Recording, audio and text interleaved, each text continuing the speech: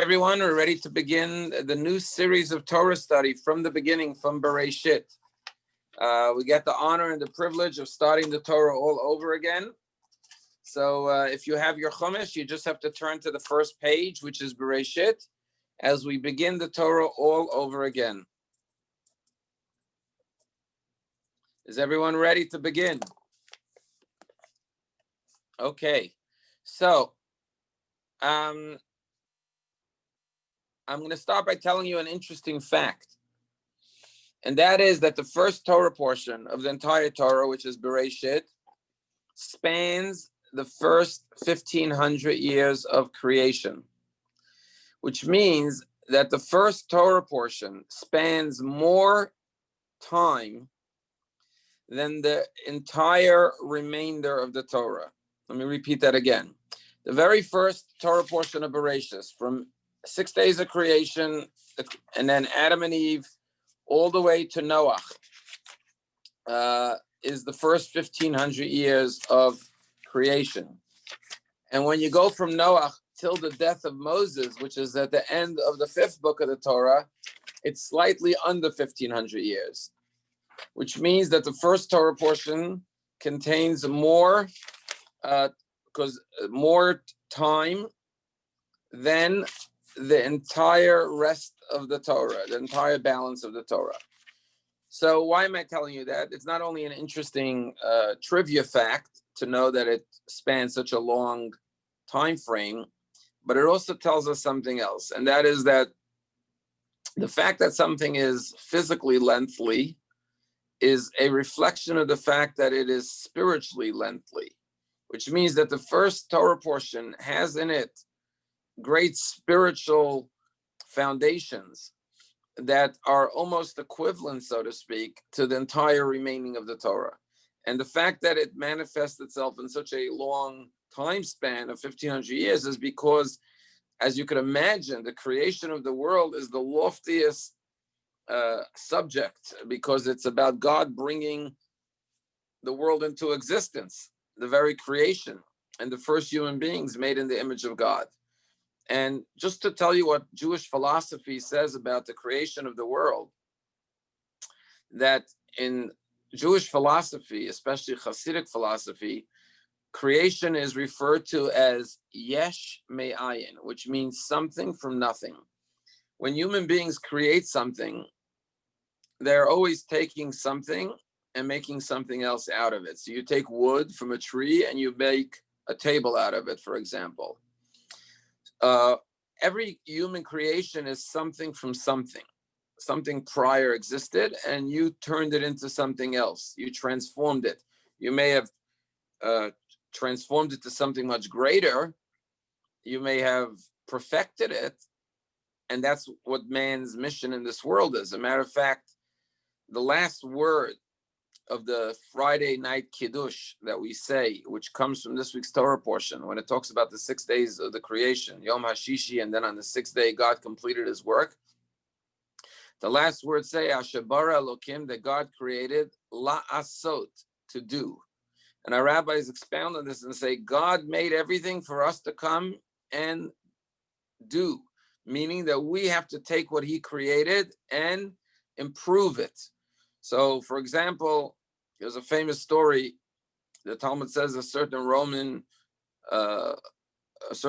nobleman once asked the great sage Rabbi Akiva, whose handiwork is greater, man's or God's? And the Roman nobleman said, surely God's is greater. So if that's the case, how do you Jews circumcise your children on the 8th day? If God made the child perfect, the way God created the child with the foreskin, why do we go and remove the foreskin? Do we think we could improve on God's handiwork? If God made the child this way, that's the perfect creation from God.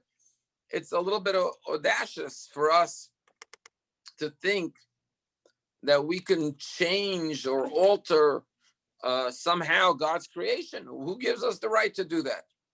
And Rabbi Akiva responded to this man by saying, let me ask you a question. He showed him a stalk of wheat and a beautiful loaf of bread. And he said, what's better, the stalk of wheat or the loaf of bread? Obviously, the loaf of bread is greater and better than the stalk of wheat, because man's work is greater than God's work. God gives us the materials. He gives us the raw substances to take this world and elevate it. And perhaps in our generation, we've seen the greatest development as we get closer to the end of times, to the coming of Mashiach. There's been such a outbursting of knowledge, scientific knowledge, technological knowledge, so many discoveries in the last century or that are unprecedented. And we're really seeing how everything that God put into this world can be utilized for positive purposes. Like right now, we have a group of people studying Torah in different locations, and we could all see and hear each other through technology, something that Moshe Rabbeinu didn't have in his day, or many generations of Jews up until recently didn't have this at their disposal. This is another example of taking what God gave us, the gifts that are latent in the world, and drawing out all of its abilities to the best ultimate goals. Ashabar Elokim, that God made the 6 days of creation and the day of rest, lasos, for man to build on it. But it's all something from something. Therefore, it says in Jewish philosophy that when a builder or a creator develops something, they could finish their creation and then abandon it. So I could build this table or this desk, and then I could go off. I don't have to return. The desk will exist. Why? Because there's really nothing new in existence. I just took wood and made a desk out of it. So the desk doesn't need my constant involvement. I could, after I completed it, I could leave it. Not so the creation of the world that we read in this week's Torah portion. Since God created this world, yesh me'ayin, something from nothing, what brought the world into existence?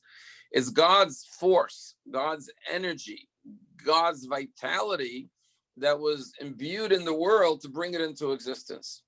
And therefore, Hasidic and Jewish philosophy says, if God would stop permeating the world with his life force, even for 1 second, the whole world would go back to nothing.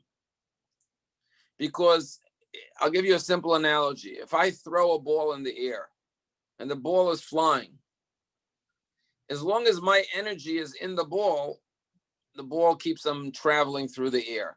As soon as my energy ceases to empower the ball drops to the ground. It stops flying. Think of God's energy, which is what is propelling the world forward. And without that divine energy, it would cease to exist. And this is something one of the ways we see God's force in this world, one way is by the infinite creations and the perfection of the creations. When we talk about creation this week, one of my favorite stories is that this girl comes to her mother and says, Mom, where do we human beings come from? So the mom tells the kid the story, 6 days, God made the heavens and the earth, and every day made something else. And on the 6th day, he made Adam and Eve, and they had children and children and children, generation after generation, till we came into existence. So the girl says to her mother, Mom, but I asked Daddy the same question, where we human beings came from. And Daddy gave me a different answer. He said that there was evolution. There was a big bang, and there was monkeys and apes and gorillas, and they evolved over many millions of years until we human beings emerged. So the mom said to the daughter, Daddy told you about his side of the family. I'm telling you about my side of the family, right? So you have people who believe in evolution. They look at this world and they say it happened with some big bang. Now, I'm no great scientist, but simple common sense says that when you see something so perfectly arranged, it's hard to say that it just happened by accident, by mistake, through a big bang. If I look at a building which has floors and plumbing and electricity and everything's running, the rooms are all organized in a normal way with hallways and doors and windows, I'm not going to say it just fell into place by mistake. There was a hurricane and blew wood and metal and wiring and plumbing into place, and it landed in the position to form a building. Well, if I'm not going to say a little building, 3,000 square feet happened by accident, how do you look at a universe with, billions of galaxies and stars and planets and sun and moon and rotations? And you don't even have to look at the universe, just look at the human body, how complex and structured and organized everything is in the body, how everything functions, how the brain works, the heart. I mean, it's not rational, really. It's not logical to say this happened by accident. Maimonides once had to prove to someone that God exists, and he did something very simple. He basically showed him, it's a whole story, but basically the punchline is he showed him an essay, like a couple of lines, a couple of paragraphs. And he told him that the way this essay came to be was that ink spilled on a piece of paper and by chance formed letters, words, sentences, paragraphs, and ideas. And this brilliant scientist said, am I crazy to believe that randomly ink could fall on paper and form hundreds and hundreds of letters and words and organized sentences? And Maimonides said, well, you would have to be a bigger fool to look at the human body, which has not hundreds of codes.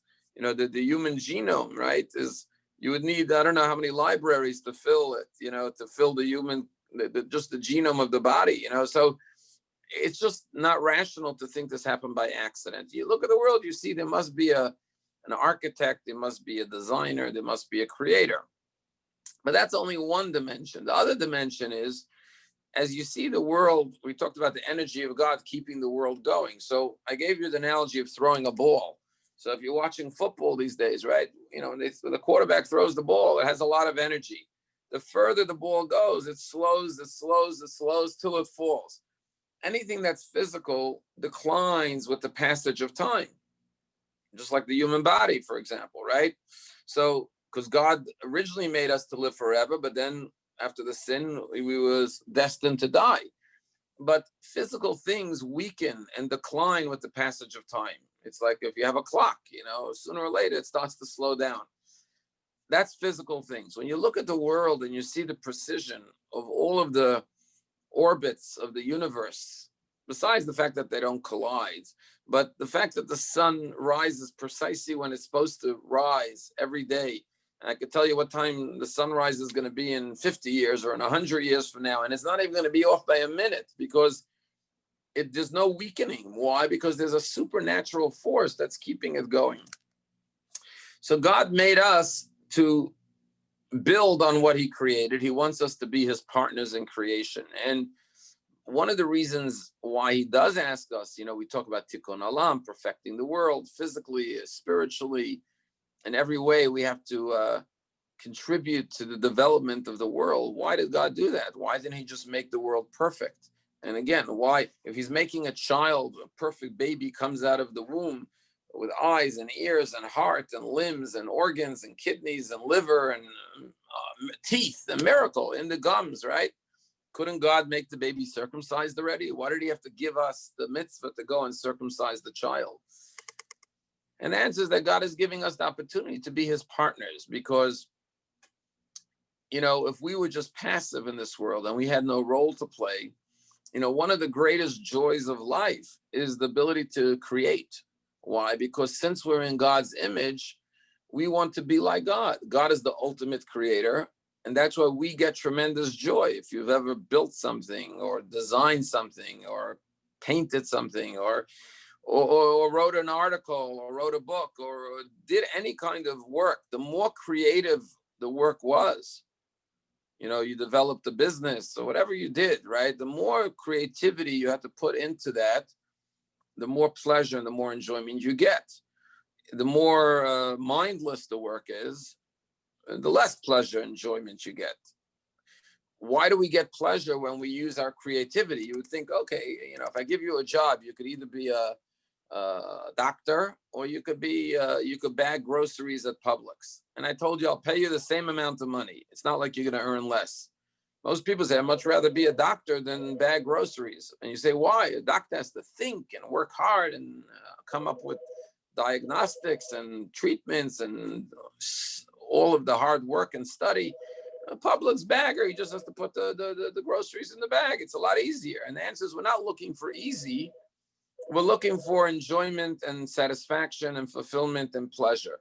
And the more effort, the more creativity, the more we put our mind to something, to develop, to create, the more we are in the image of God, who is the ultimate creator and designer of life, and the more satisfaction we gain from that. So God wanted to give us the pleasure of creativity, of being able to be builders, to be able to be creators in our own way, and get that satisfaction in godlike fashion of creating, of building. And I have to say that perhaps the greatest pleasure known to man is having children. And when you see your own child being born, and then you raise that child and you imbue that child with character and with personality and with values and principles, and you raise them to be a certain way, and you see your product, you see your hard work in your child reflected in their goodness and their kindness and their morality and their values and their lifestyle, you get the deepest pleasure, because that's the ultimate creation. You created a life. Why? Because God's the creator of life. And when you do something God-like, like creating life, and God actually gives us that ability to be partners with him. As a matter of fact, the first human child is born in this week's Torah portion. We all know what happens. God creates Adam, and then God says it's not good for man to be alone. I will make a helpmate, a soulmate for him, which is Eve. And then Eve conceives and has our first child. And we all know the name of the first child, Cain, right? Cain and Abel, Cain. But in Hebrew, what is the word Cain? Kayan. And when she gives birth to this child, now try to imagine, we all know, women know it firsthand, men know it secondhand if they witness their wives giving birth. There's nothing more wondrous, more miraculous, more awesome than witnessing the birth of a child. It's just mind-boggling, right? Hannah, who we read about on the first day Rosh Hashanah, when she had her child, she praises God when she's blessed with Samuel, and she says, "Ain't sur kolokenu," there's no rock like our God. The Talmud says that, why did she refer to God as a rock? It's a metaphor, but why this time refer to God as a rock? So the Talmud says, "Ain't sayar kalokenu." The word sur, rock, could also mean an artist. Sayar is an artist in Hebrew. There's no artist like God. Why? Because an artist could take a stone and sculpture a human physique of a body. But God sculptured a human body within a human body, and not only made a lifeless piece of stone, but a living child with organisms and life. So she said there's no artist like God. So the greatest miracle that we could witness perhaps on earth is childbirth. But imagine, we know what childbirth is because we've been having babies from the time of creation. But imagine the first woman who never had this experience before. No human being ever had. And that's why she was ultimately named Chava. Her husband called her Chava in this week's Torah portion, because her husband Adam said, "You're the mother of all life. You initiated life on earth." So when she conceived and had her first child, she said, "I'm going to name this child Kayan." Why? Because she said, "Kaniti ish et Elokim," which means I created a life, a child, a human being with God. In other words, the awesome realization that she was a co-creator, that God used her womb as the laboratory to develop this creation of this child for 9 months. She said, "I partnered with God. Kaniti ish Elokim. I created a child with God." And that's not only true for the first woman to ever give birth, which was Chava, but every time a woman gives birth, they have that experience. So this amazing, miraculous ability to give birth is something that God endowed women with. And just by the way, that tells you a lot about God's opinion of men versus women. The fact that God chose women to be his partner in this holy task of creating life Because if you talk about God powers, to create a life is a godly power.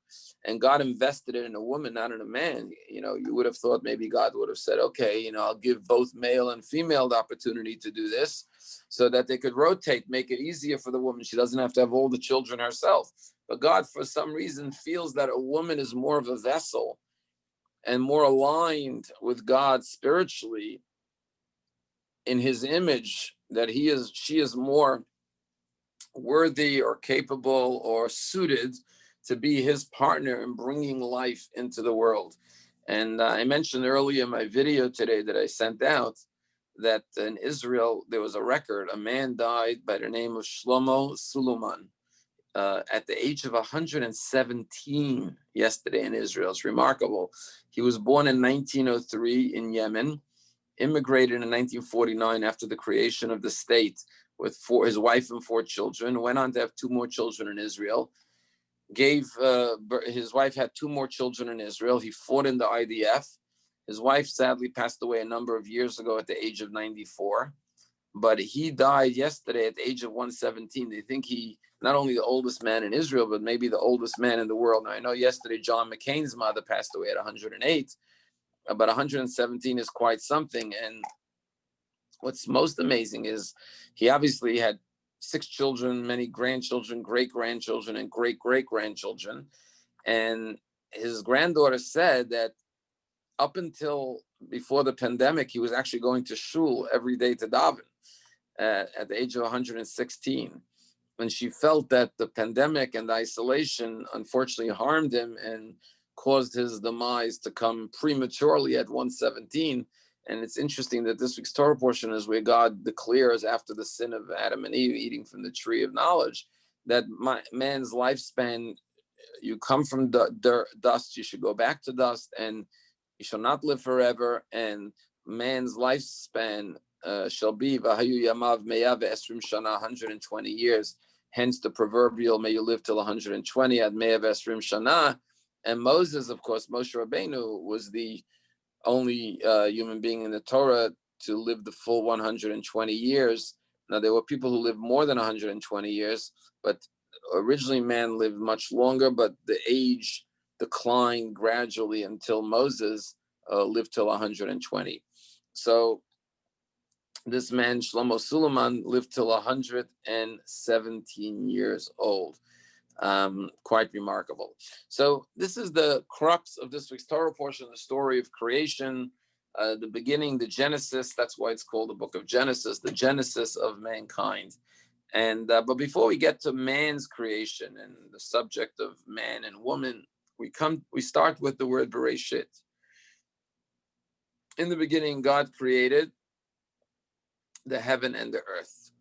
And one of the famous questions is that the Torah begins with the letter Bet, which is the second letter of the Hebrew alphabet. And the question is, of course, since Aleph is the first letter of the Hebrew alphabet, why is it that the Torah begins with the letter Bet?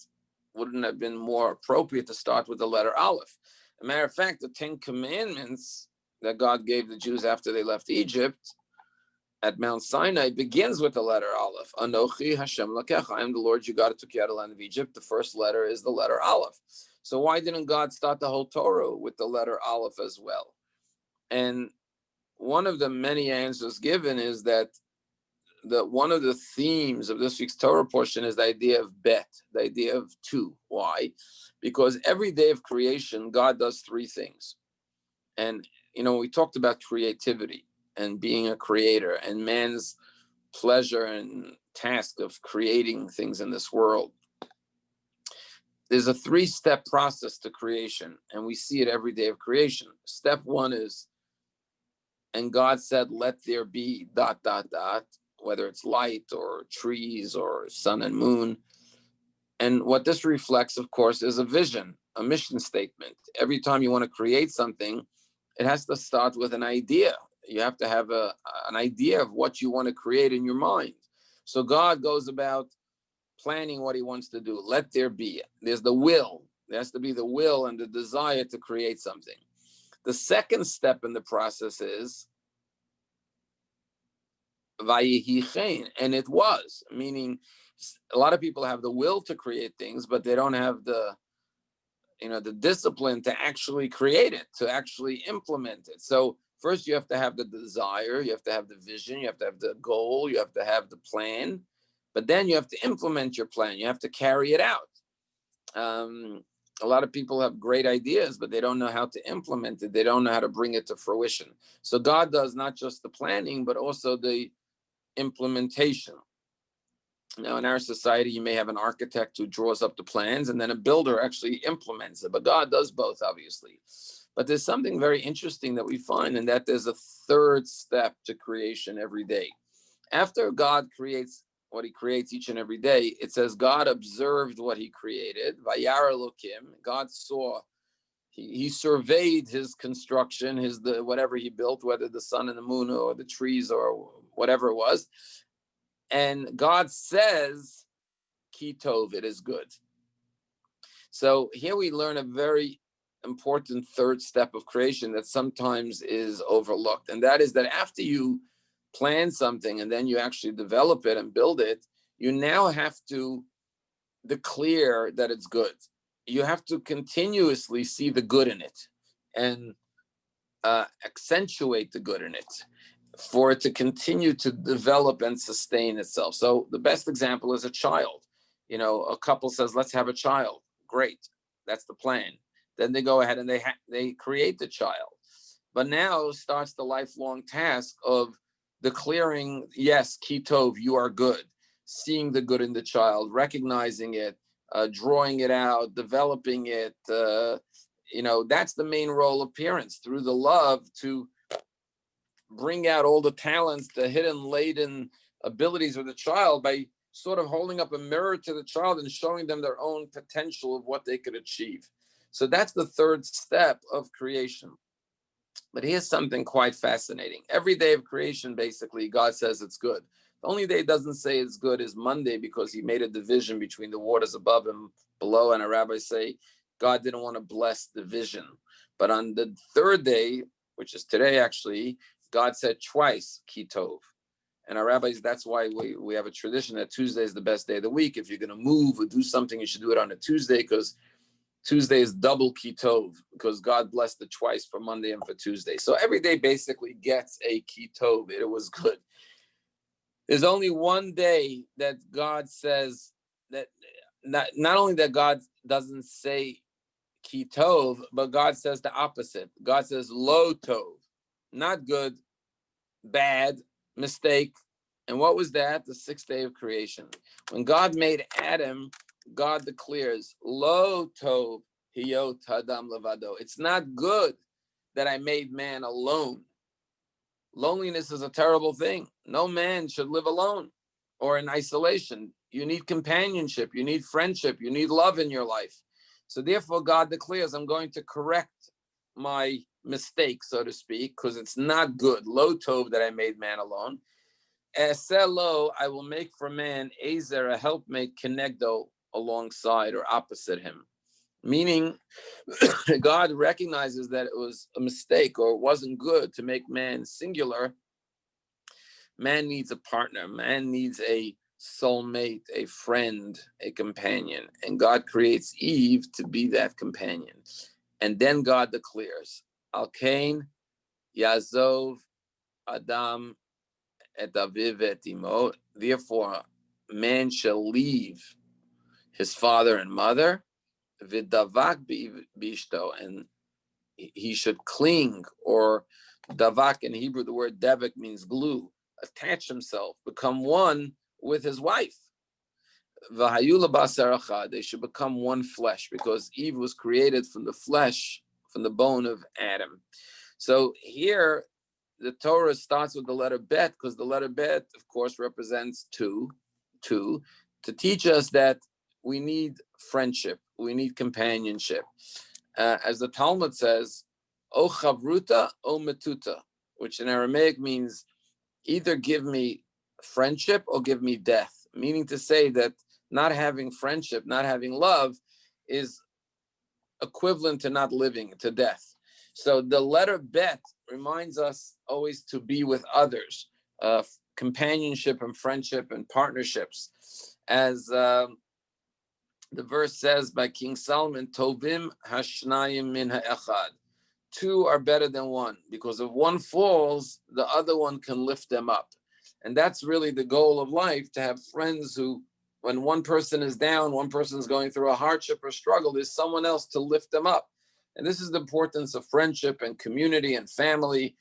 And I think during this pandemic, we all realized that the most important thing we need as human beings, besides our physical health and sustenance, of course, is connections with others and friendships. And even if we were in isolation, thanks to technology and phone calls and all of that, we're able to stay in touch with each other. And that's what the human being, the soul, needs more than anything else. So it starts with the letter Bet. Another interesting thing that we see right away in the beginning of creation, every day of creation, is after each day it says, Vayi erev vayi boker, and it was evening and it was morning, yom dat dat dat, yom echad, day one, day two. And of course, we know in Judaism, in the secular calendar, the day starts at 10 a.m., for example, right? There may be other civilizations where maybe it starts at sunrise. Judaism is very unique. And you tell me if you know of another calendar that works this way. I don't. And that is, we are the ones that say, no, the day starts at nightfall. And of course, that's why Shabbat and holidays always begin at nightfall, at sunset, at sundown. We light the candles, we usher in Shabbat and holidays. So our 24 hours goes from sundown to sundown.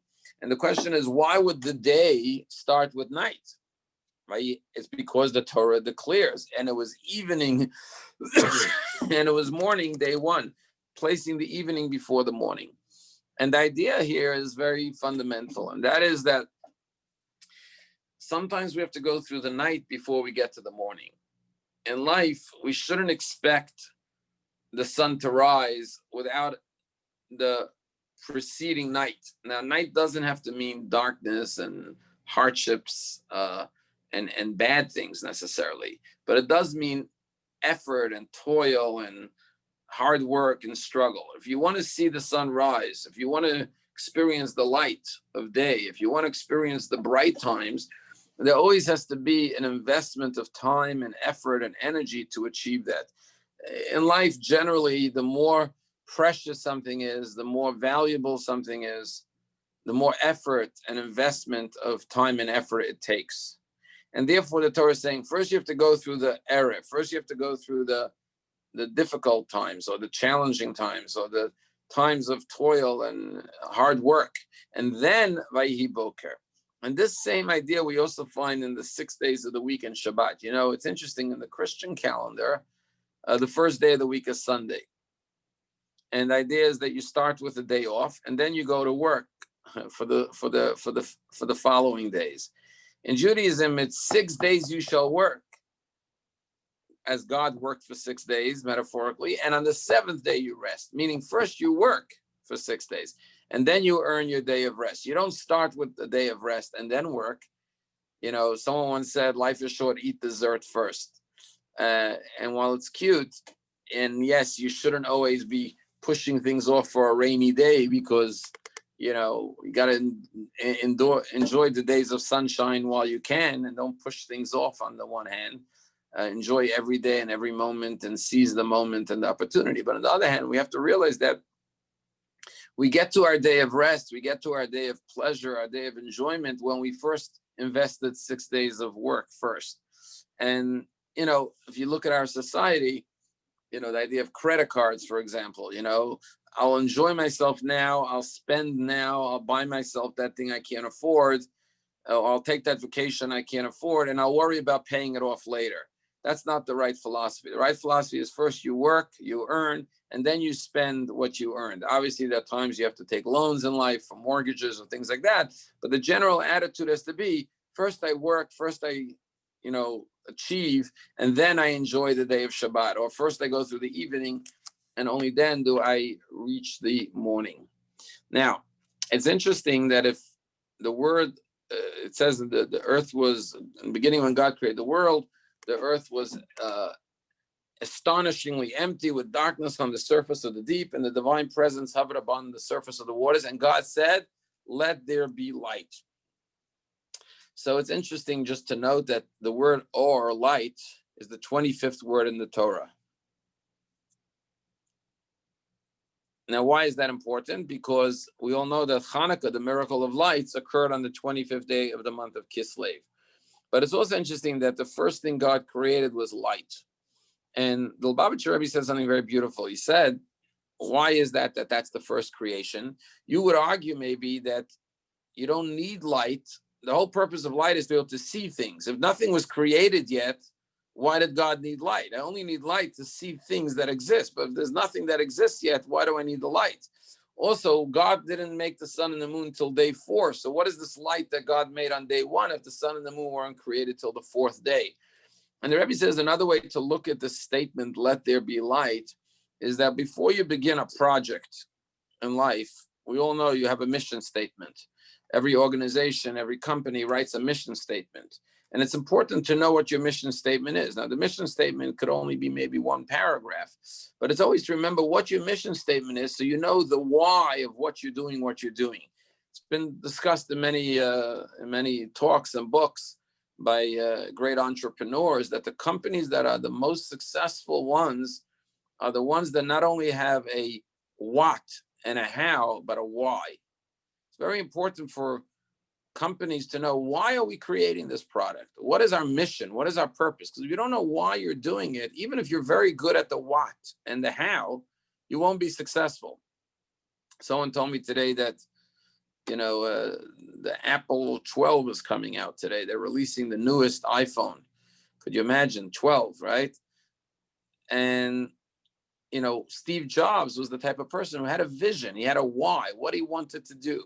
He wanted to give people the ability to have information at the palm of their hand and be able to do everything they need to do from their phone. You have a vision, a purpose, a goal, a why you're doing it. Yesterday, I had a conversation with a retired physician who was very successful. He built, a number of, I'm not going to share his name, but he basically has a institute that's like in Florida. It's renowned because he has many offices and he's known for a certain line of medicine that he became renowned for. And just a nice Jewish guy, and I said to him, what was the secret of your success?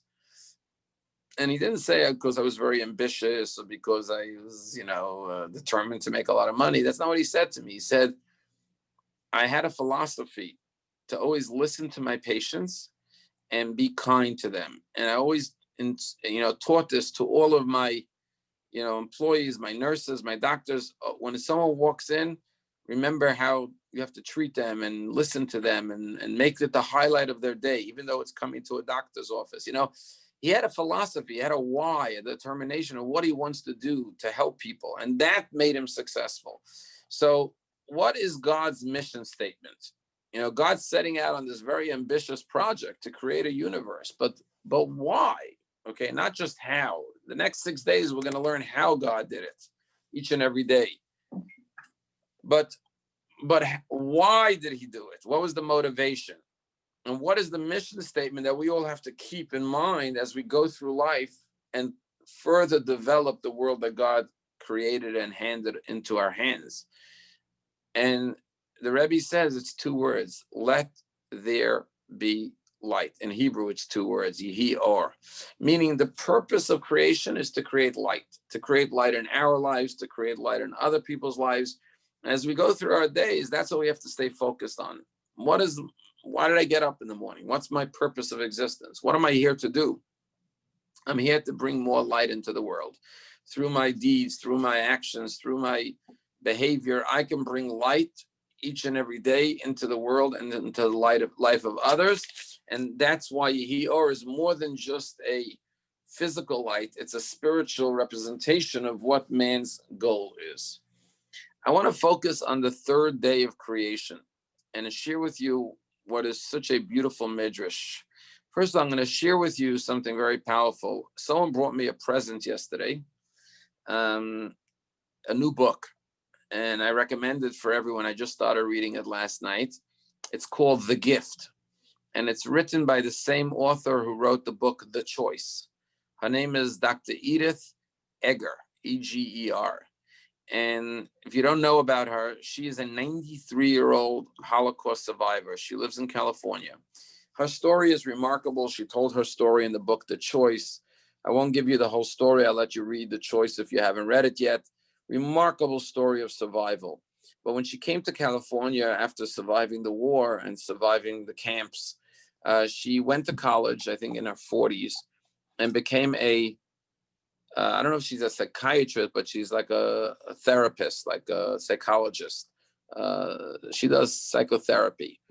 And she's had a practice now for, 40, 50 years, treating thousands of patients for all different types of things. And she basically uses her experiences from the Holocaust to treat her patients, because she said what I learned in the Holocaust was more than I could have learned anywhere in my life, because I was experiencing the greatest tragedies, and her parents perished, and everyone. And, I won't give you all the gory details, what she went through, but she really was close to death. And she said in order to survive, she had to find the wherewithal and the will and the tools within herself to overcome it. And she's used this in a way to understand life and human nature and how to overcome challenges. And she wrote this book called The Gift. It's not a very thick book.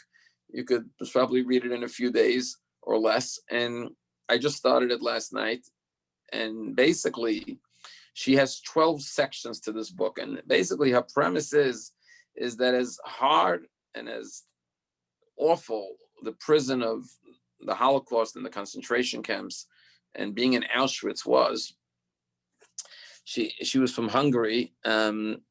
She said, the prison of the human mind, the prison that we put ourselves in, could be more difficult even than the Holocaust.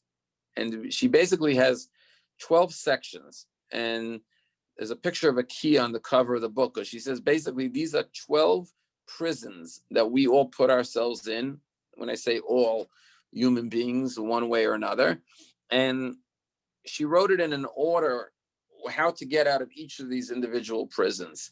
And the first prison, which is the first chapter I started reading last night after her introduction, where she reviews her story, is the prison of victimhood.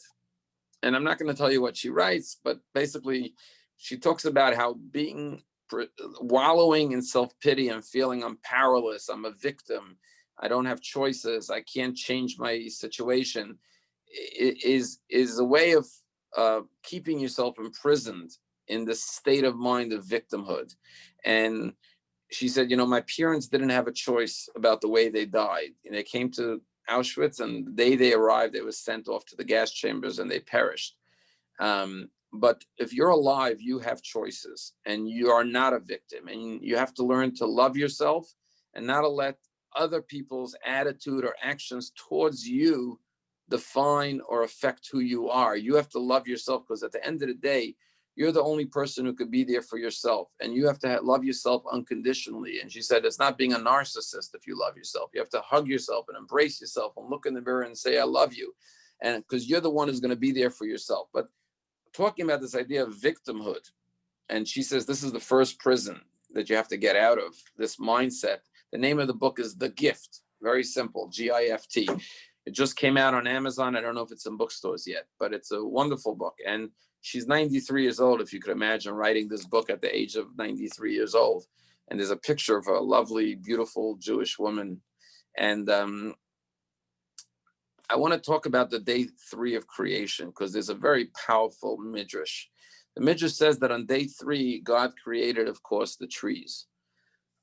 And when God created the trees and midrashim are metaphors. They don't mean always literally. The trees complained to God, and they said, God, it's not fair. You created us trees, but at the same time, you created iron. You created the blade of the axe.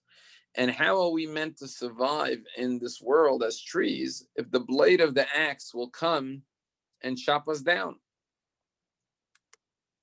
How can we survive against the blade of the axe? And the Midrash says that God responded to the trees and said, if you do not provide the wood for the handle of the axe, no axe can chop you down. And the answer of the Midrash is a very powerful psychological answer, which is this idea of victimhood. The idea is that nobody could chop you down. Now, obviously, people could do evil things to people in this world, and doesn't mean to be taken literally. But what it is meaning to say is that many times in life, we empower people. We allow people to chop us down. Sometimes you feel that somebody's chopping you down to size. They're criticizing you. They're demeaning you. They're insulting you. They're, defaming you. And again, it's not one size fit all that it's true across the board. But in many cases, we have the ability to allow those people to hurt us or not. And we don't have to remain victims. We don't have to give them that strength, so to speak, that power to wield against us.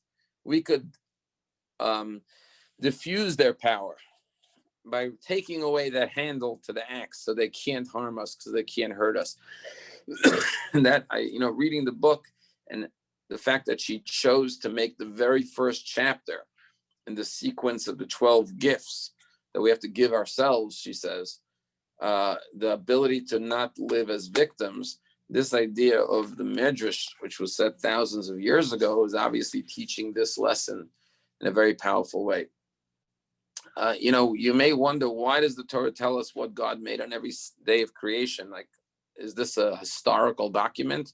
Torah is a book of teachings. And as we start the Torah today, from the beginning, we have to know what the first word is, Torah. What does the word Torah mean? Every Jew knows the word Torah, but what does it mean? Well, when you went to kindergarten or first grade, you had a Morah. A Morah means a teacher. Torah is the same as the word Morah. It means a book of teachings and instructions. The Torah is not a book of history. The Torah is not even a book of laws. It's more than all of that. It's like an instruction manual for life. Just like when you buy an appliance or a piece of equipment or even a little toy, it comes with instructions. Well, if God made this whole universe and made the human being, he wouldn't just drop us off without any instructions, without any guidance, without any, way of knowing what our purpose in this world is.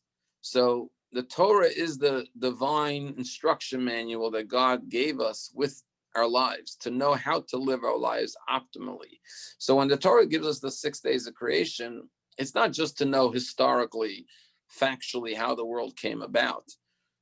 There's actually the mitzvah of Shabbat, because God made the world in 6 days and rested on Shabbat, but God didn't have to give us all the details. There's lessons upon lessons upon lessons that we glean from every detail of creation, just like I explained to you about the wood and the axe.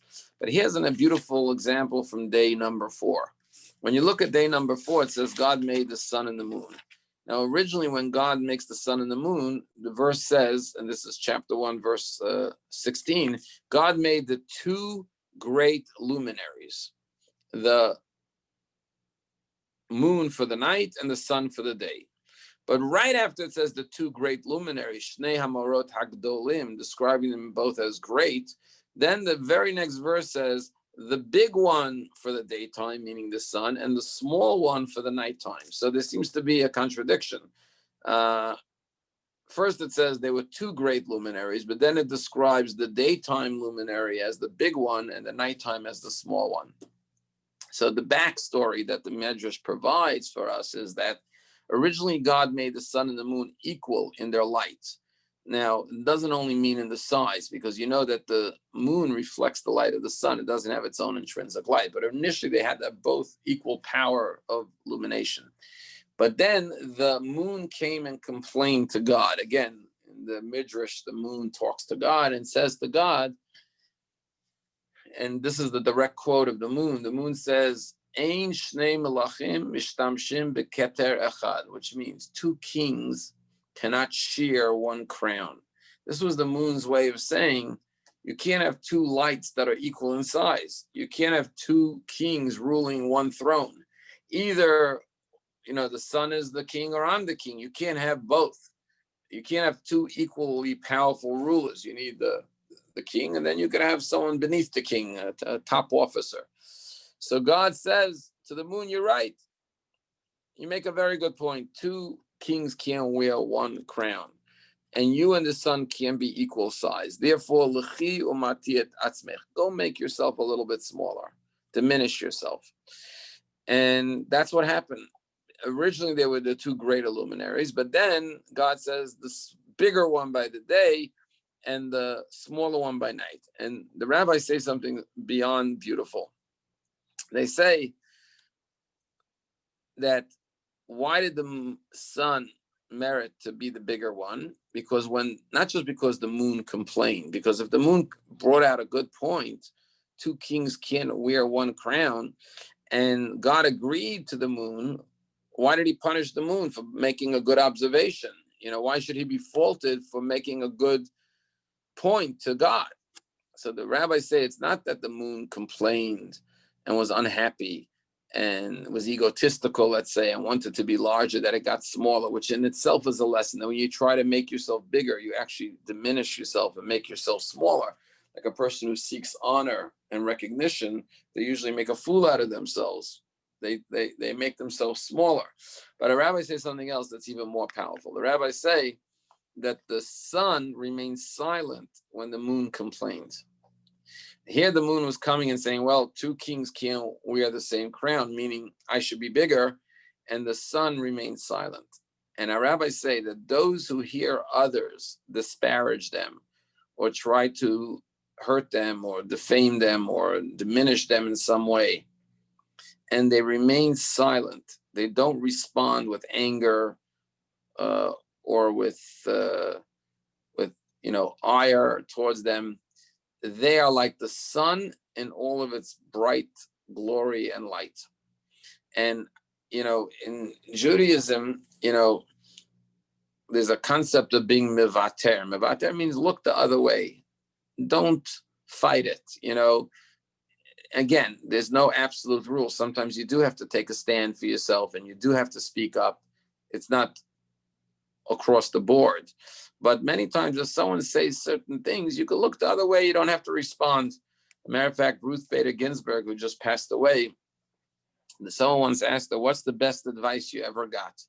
And she said, on the day of my marriage, my mother-in-law gave me the best advice. She said to me that in marriage, it helps sometimes to be a little bit deaf. And she said, I've used that advice not only in marriage, and it served me well in some 56 years of marriage, she said, but even in the Supreme Court, that if you respond to every insult or every accusation, it doesn't help your ability to persuade others. And being a little bit deaf is good in life in general, meaning you don't have to pick up on every comment that someone makes. You could look the other way and not respond in kind, so to speak, to someone else's taunts or insults or whatever it may be. And you may think, oh, I'm being a wimp. I'm being weak. I'm being, I'm being timid by not standing up for my rights and speaking up for myself and fighting back. And the Talmud says just the opposite. You are like the sun in all its might. The real secure person doesn't have to respond. The person who has to fight back and scream and yell and insult the person back, that's the insecure person. That's the weak person. That's the timid person. He may look like he's powerful and angry and strong, but he's actually showing his insecurity. The person who could remain silent and hear their disgrace being said and not feel they need to respond, they are like the sun in all of its power and all of its might and all of its light. And the Chafetz Chaim took it a step further in a very powerful way. The Chafetz Chaim said that when somebody is insulting you and you think about the words of the Talmud, that you're like the sun in all of its might if you don't respond, he said, everyone has to go through a certain amount of suffering in this world. Some people sadly have to go through suffering with health matters. Some people go through suffering with finances, struggles financially. Some people sadly go through struggles with children, struggles in marriage. It could be a long list of troubles and struggles and hardships and suffering we go through. He says, if your suffering in this world is that somebody's insulting you, that somebody's shaming you, or somebody's taunting you, or saying things unkind to you, That's the least expensive way to have to, fulfill your quota of suffering in this world. And therefore you should rejoice. If this is the worst I have to suffer in this world, that I have to listen to somebody say something negative about me, let this be the worst. Let this make up for any other suffering that I should have to go through. It's a lot better than other forms of suffering. So again, the idea of the moon trying to bolster his position brought the moon to a diminished state. And the fact that the sun remained silent in the face of that is what made the sun so powerful. And we can be like the light of the sun when we remain silent with humility in the face of someone's derogatory words. So we didn't really get very far. We only got to day 4, and obviously there's 6 days of creation, and then there's Shabbat, and then the Adam and Eve, and the Garden of Eden, and the snake, and the sin of eating from the tree, and very, very, as I said, it spans 1,500 years. And then you have the first murder, fratricide of Cain murdering his brother Hevel out of jealousy, and the destructive nature of jealousy and civil rivalry, and all the way to the end of the Torah portion, which is the birth of Noah. So I'm sorry that in the 1 hour of time we didn't really get very far, but hopefully it will whet everyone's appetite to come to Shul on Shabbos and to continue to delve into this week's Torah portion, because as I said, it's not only physically lengthy, but spiritually very rich, which is reflected in the physical length of the Torah portion. And there's mountains upon mountains of commentary, especially on this first Torah portion, and we haven't even scratched the surface. We could literally, probably spent a whole year doing a course just on this story. But may we continue to study not only this week, but every Shabbat. So next year on Simchas Torah, we could finish the whole Torah, and God willing, this year we won't have to be exiled from the synagogue for any weeks as we did this past year. We'll be able to read every single Torah portion in the synagogue, and next Simchas Torah we'll have another big celebration. So it's a very special thing that you're all part of the first Torah class of the year, the first Torah portion, and continue every week so we could study the entire Torah together. Wishing everyone a beautiful day, and I look forward to seeing you all soon, either in Shul or on Zoom. Take good care, everyone. Thank you for joining us. Have a good day. You too, Rabbi.